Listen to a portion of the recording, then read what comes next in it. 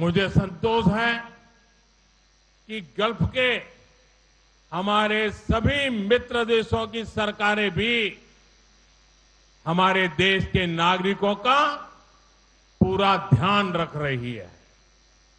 मैं उन सभी सरकारों का भी आभारी हूं।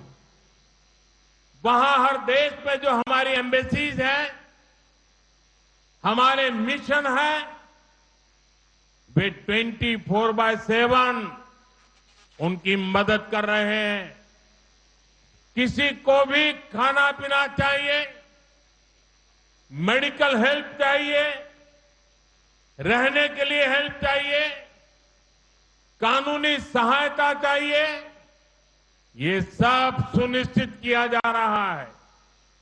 लेकिन साथियों, ये बहुत बड़ा दुर्भाग्य है कि कांग्रेस पार्टी इतने बड़े वैश्विक संकट में भी राजनीति ढूंढ रही है।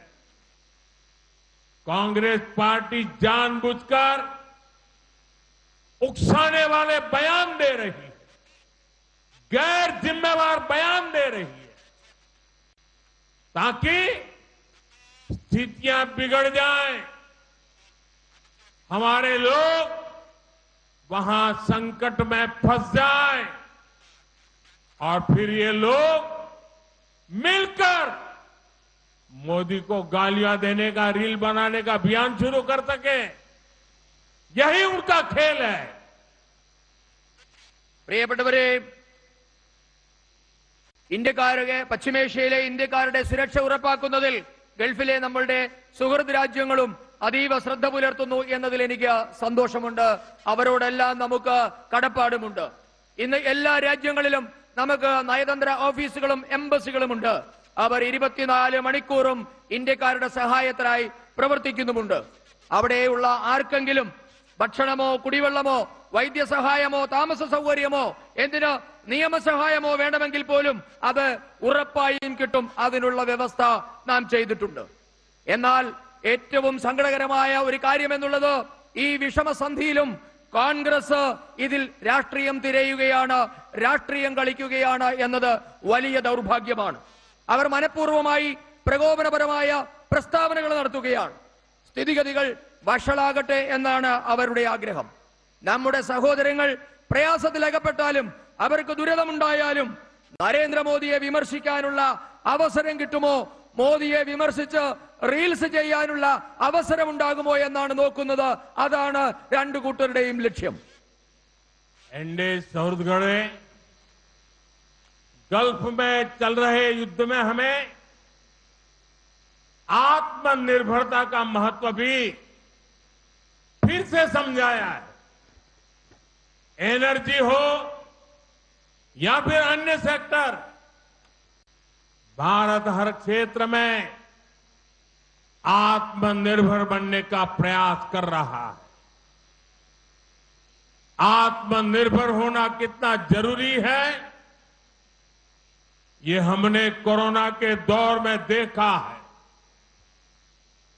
यूक्रेन संकट के दौरान देखा है, और वर्तमान संकट ने एक बार फिर इसे सिद्ध किया है कि आत्मनिर्भर होना कितना जरूरी है. പ്രിയപ്പെട്ടവരെ, പശ്ചിമേഷ്യയിൽ ഇപ്പോൾ നടക്കുന്ന യുദ്ധം നമ്മുടെ സ്വയം പര്യാപ്തതയുടെ മഹത്വം ഒരിക്കൽ കൂടി നമുക്ക് മനസ്സിലാക്കി തരികയാണ്. ഊർജ്ജ മേഖലയാകട്ടെ മറ്റ് ഏത് മേഖലകളുമാകട്ടെ ഭാരതം സ്വയം പര്യാപ്തരാകാനുള്ള ശ്രമങ്ങളാണ് കേന്ദ്ര സർക്കാർ ഇപ്പോൾ നടത്തിക്കൊണ്ടിരിക്കുന്നത്. സ്വയം പര്യാപ്തരാവുക എന്നത് എത്രമാത്രം ആവശ്യമാണ് എന്നുള്ളത് നാം ആദ്യം മനസ്സിലാക്കിയത് കൊറോണയുടെ കാലഘട്ടത്തിലാണ്.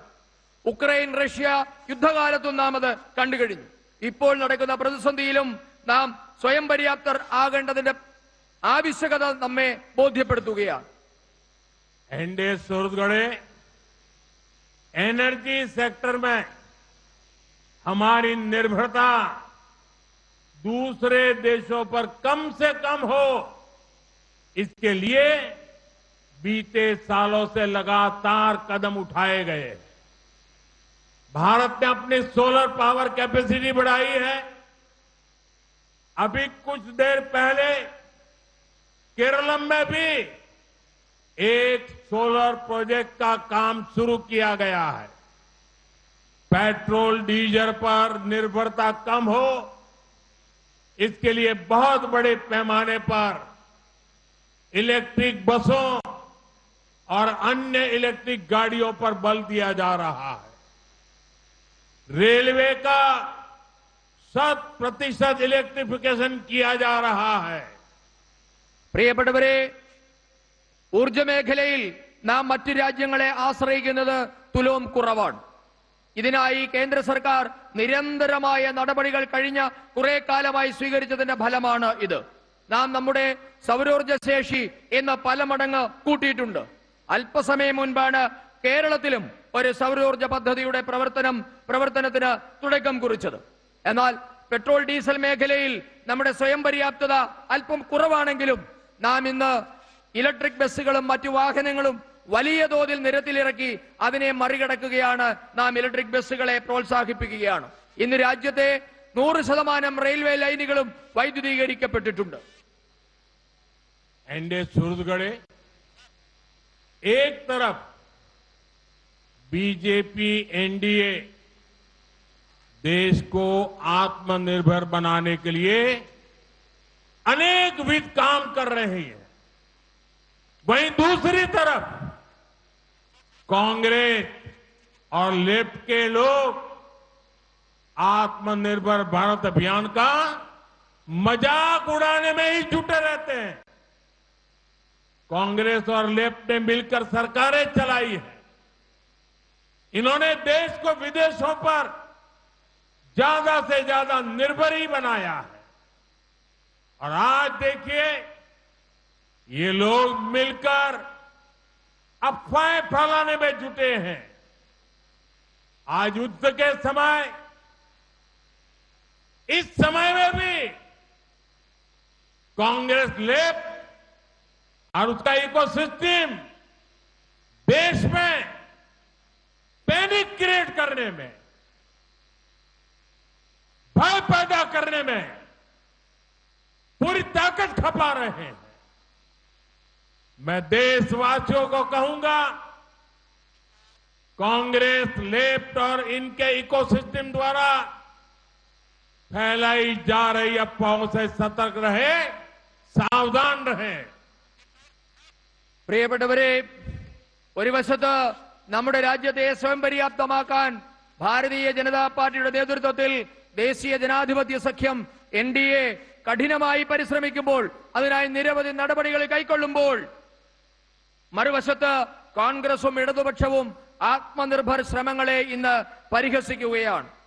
കോൺഗ്രസും ഇടതുപക്ഷവും ചേർന്ന് നമ്മുടെ രാജ്യം ഭരിച്ചിട്ടുണ്ട്. അന്ന് കൂടുതലായി വിദേശങ്ങളെ ആശ്രയിക്കുന്ന തരത്തിലുള്ള പദ്ധതികളാണ് അന്ന് അവർ നടപ്പാക്കിയത്. എന്നിട്ട് ഇപ്പോൾ അവർ നമുക്കെതിരെ അപവാദ പ്രചരണത്തിൽ ഏർപ്പെട്ടിരിക്കുകയാണ്. യുദ്ധത്തിന്റെ ഈ സമയത്ത് പോലും രാജ്യത്ത് ആശങ്ക പടർത്താനാണ് കോൺഗ്രസ് ഇടത് സംവിധാനങ്ങൾ, അവരുടെ ബുദ്ധി കേന്ദ്രങ്ങൾ ശ്രമിച്ചുകൊണ്ടിരിക്കുന്നത്. ഞാൻ ഈ രാജ്യത്തെ ജനങ്ങളോട് പറയുന്നു, കോൺഗ്രസും ഇടതു പാർട്ടികളും അവരുടെ ബുദ്ധി കേന്ദ്രങ്ങളും പ്രചരിപ്പിക്കുന്ന അപവാദങ്ങളിൽ നിന്ന് നാം അകലം പാലിക്കണം, ജാഗ്രത പാലിക്കണം. एनडीए सौहृदगढ़े एलडीएफ हो या फिर यूडीएफ, दोनों के नाम अलग है, लेकिन कारनामे एक जैसे ही है। एलडीएफ यूडीएफ करप्शन में पार्टनर है, क्राइम में पार्टनर है,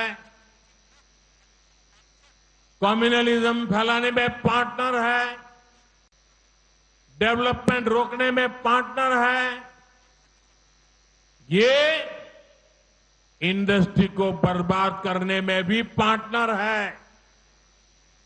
പ്രിയപ്പെട്ടവരെ, കേരളത്തില് ഇടതുമുന്നണിയായാലും വലതുമുന്നണിയായാലും അവരുടെ പേരുകൾ കൊണ്ട് അവർ വ്യത്യസ്തരായിരിക്കാം, പക്ഷേ അവരുടെ ചെയ്തികൾ ഒന്നു തന്നെയാണ്. കേരളത്തിലെ ഇടതു വലതു മുന്നണികൾ അഴിമതിയിൽ പങ്കാളികളാണ്, കുറ്റകൃത്യങ്ങളിൽ അവർ പങ്കാളികളാണ്, വർഗീയത പരത്തുന്നതിൽ അവർ കൂട്ടാളികളാണ്, വികസനം തടയുന്ന കാര്യത്തിൽ അവർ പങ്കാളികളാണ്, വ്യവസായം തകർക്കുന്നതിലും ഈ രണ്ടു കൂട്ടരും പങ്കാളികളാണ്. एनडीए सूरतगढ़े यहां जब यूडीएफ की सरकार थी तो सोलर स्कैम की चर्चा होती थी। आज एलडीएफ सत्ता में है तो सीएमआरएल स्कैम छाया हुआ है। सबरीमाला मंदिर की लूट में भी इनकी पार्टनरशिप देखिए।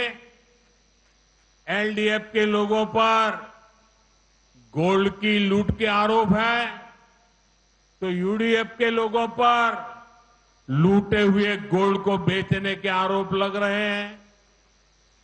പ്രിയപ്പെട്ടവരെ, കേരളത്തില് UDF ഭരണത്തിലിരുന്നപ്പോൾ, അവർ അധികാരത്തിലിരുന്നപ്പോൾ സോളാർ അഴിമതിയായിരുന്നു ചർച്ചയെങ്കിൽ ഇന്ന് ഇടതുഭരണം CMRL അഴിമതിയുടെ നിഴലിലാണ്. ഇന്ന് CMRL അഴിമതിയാണ് കേരളത്തിൽ ചർച്ച. ശബരിമല സ്വർണ്ണക്കൊള്ളയിൽ ഈ രണ്ടു കൂട്ടരും പങ്കാളികളാണ്. ഇടതു നേതാക്കൾ ആരോപണ വിധേയരായത് സ്വർണ്ണക്കൊള്ളയിലാണ് എങ്കിൽ, ശബരിമലയിൽ നിന്നും സ്വർണം കടത്തിയതിന്റെ പേരിലാണ് എങ്കിൽ, മോഷ്ടിച്ച സ്വർണം വിൽക്കുന്ന കാര്യത്തിൽ, അത് കടത്തിക്കൊണ്ടുപോകുന്ന കാര്യത്തിലാണ് കോൺഗ്രസ് നേതാക്കൾ ആരോപണ വിധേയരായിരിക്കുന്നത്. കൂടുതൽ വാർത്തകൾക്ക് news 18 Keralam YouTube channel subscribe ചെയ്യുക.